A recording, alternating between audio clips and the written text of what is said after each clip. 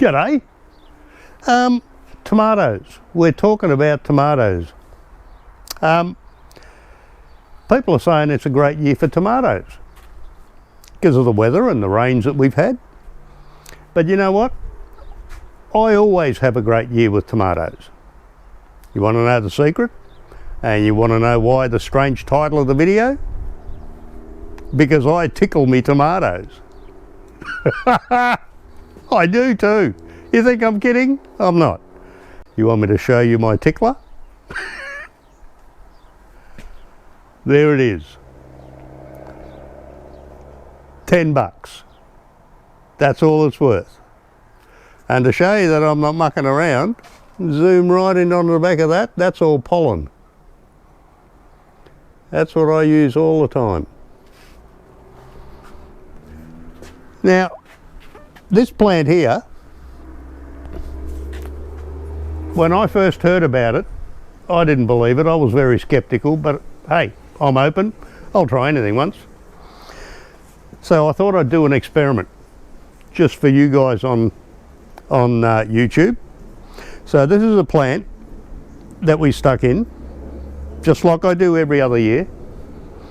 And soon as the flowers came up, I gave them a bit of a tickle, and I'll show you how I do that.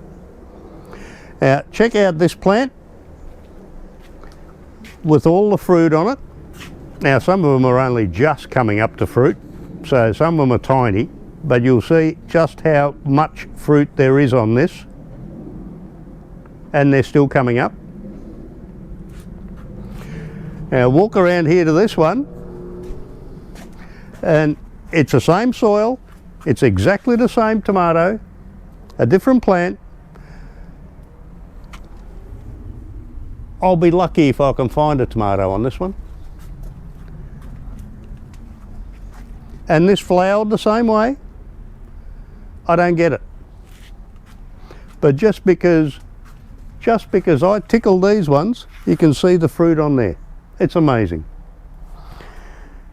Now, yes we do. Okay. I'm glad we've still got some flowers on here. These might be a bit late, but nevertheless, you got your little flowers. Here's me tickler. You can hear it going. It's me toothbrush. Just use the back of the toothbrush, not the brush end, the back of the toothbrush, and just touch it on the back of the flower.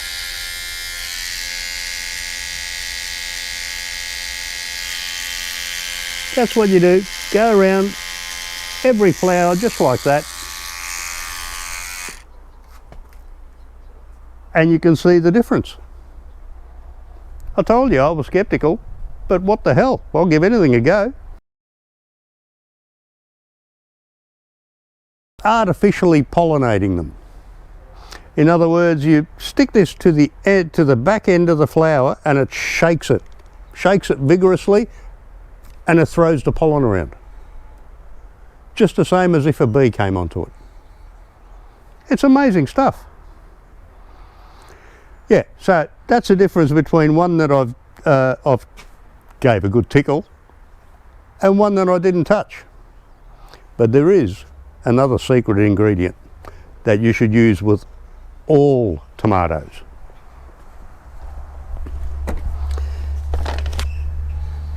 Because once the fruit sets, and to get more fruit, just go down to Bunnings, get a bag of Epsom salts. Now, I don't mean have a bath in it. You just take a handful,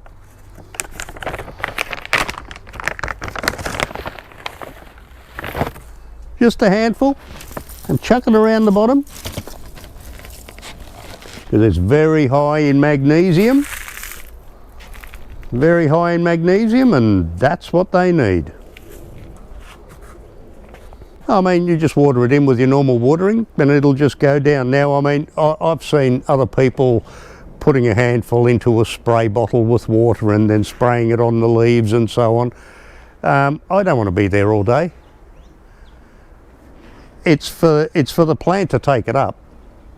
So if the plant's going to take it up, I'll put it down there near the roots, and then as it gets watered in, it gets taken up anyway. It's a whole lot quicker than using a spray bottle. So those plants there I just use as a demonstration for you guys to see the difference. Now check out this lot that I seriously went to town with me tickler.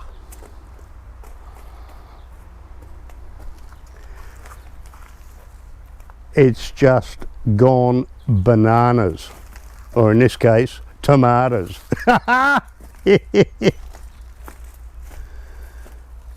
They are everywhere.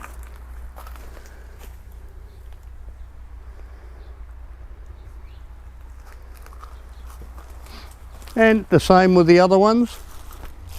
It's just gone burlesque. This particular variety, well actually all of them that I planted this year, I tried to experiment with different varieties every year. This one I got a Bunnings.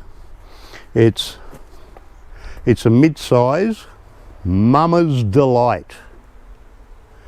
So it's not a Roma, it's not a small one, it's not a salad one. I mean you can use it in salad, but it's like a mid-size tomato. And it also says it's easy to grow. Mind you, I don't know of any tomatoes that aren't easy to grow. But the harvest on these, it's going to be amazing. I think we're going to get some sauce out of this, Mother. That would be lovely. Would you like one?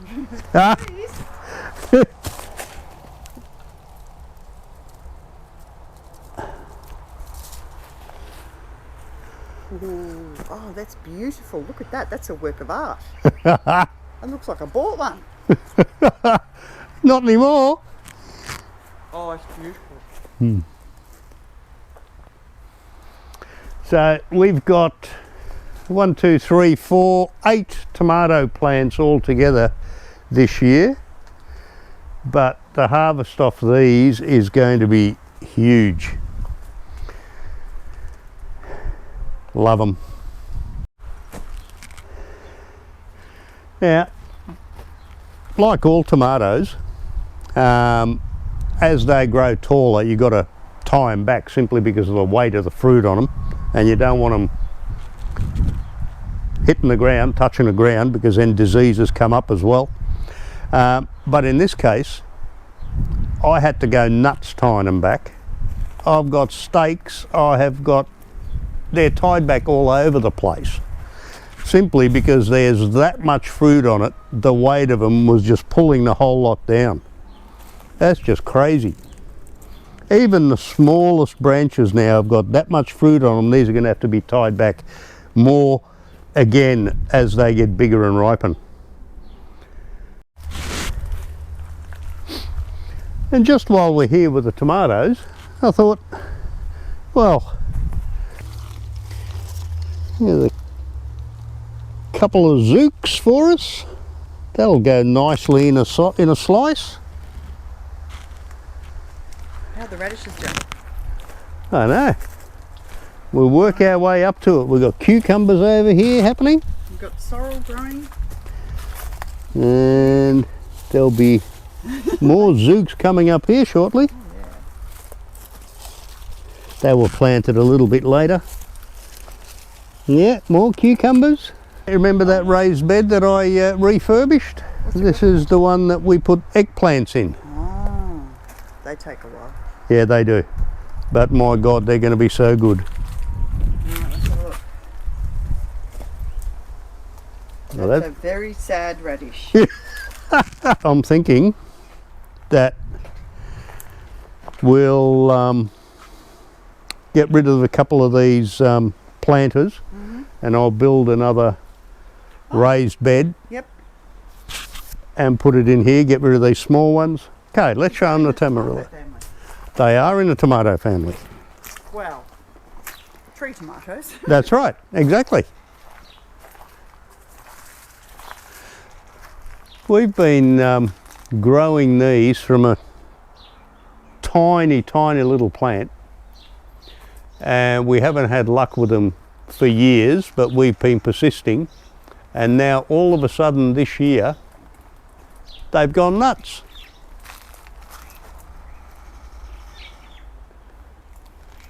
And now we've got tamarillos coming up everywhere. And the same on this one. I do like tamarillos. If any of you guys haven't tried a tamarillo before, do yourself a favour. You don't see them often at the supermarkets, or for that matter at the greengrocers. They're shaped like an egg, and they're either yellow or dark orange. Get yourself one, cut it in half. It looks, in the middle of it, it looks like passion fruit. It is just amazingly good. So I thought I'd give it a try and grow some, and I'm glad we persisted. They're finally giving us some fruit.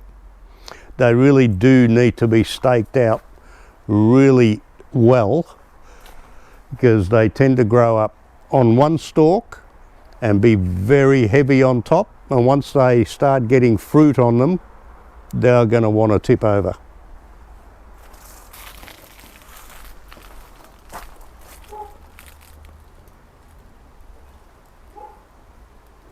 Busy little bees that they are.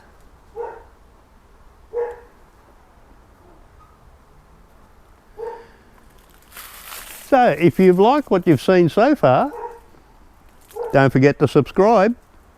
And the buzz is, we'll probably be doing one on the bees soon. Thanks guys.